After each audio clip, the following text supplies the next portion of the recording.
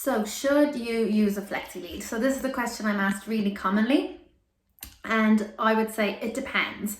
So I do own two flexi leads, full disclosure, and I do use them occasionally, usually when I'm going on holidays or maybe going for a hike or going out with the children in scenarios that I think it wouldn't be really safe to let the dog off lead, or the laws require them to stay on lead. But I still want them to have a little bit more room, a little bit more space to walk at their own natural pace and to have a bit of a sniff and so on. So that's when I might use them. Scenarios that I wouldn't personally use a flexi lead in would be if your dog has a loose lead walking problem. Flexi leads will really go against your training for this. So if you can imagine, a flexi is never really loose, it's always quite taut. So the dog is always feeling a little bit of pressure against their collar or their harness. And when you're teaching loose lead walking, you're trying to teach the dog to kind of give in to the pressure and to enjoy feeling the feeling of a loose lead. So you could be working with a trainer, but then using a flexi lead, on the other days, and that could be really going against your training because the dog constantly has a tight lead or a taut lead.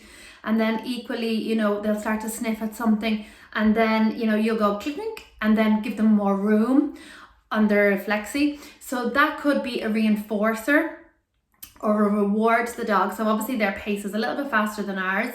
I don't believe that your dog, sets out to pull you. I think that they like to go to places quicker, and if they apply pressure to the collar or the harness, you'll follow them faster, and so it gets them where they want to be. So essentially a reward or a reinforcer. So a flexi lead kind of goes against that. So if you had a problem with a dog pulling on the lead, then no, I wouldn't use a flexi lead, especially if you're trying to work on it. And the other scenario I'd never use a flexi lead would be if I ever feel I need to put my second hand and, pull it back or anything like that. If that's the case, there might just be a little bit too much freedom for your dog too soon.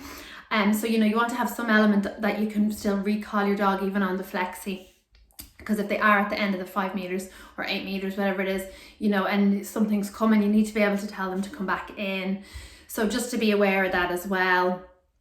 In those scenarios, maybe a long line might be a bit better, because then with the loose lead walking, the dog gets the feeling of a loose lead.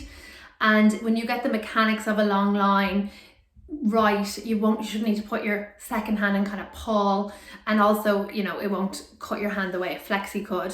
Now, I'm not going to insult anyone's intelligence and talk about the dangers of flexi leads on streets, because I think we all know those. Using a flexi lead around traffic and cars is, obviously a no-no.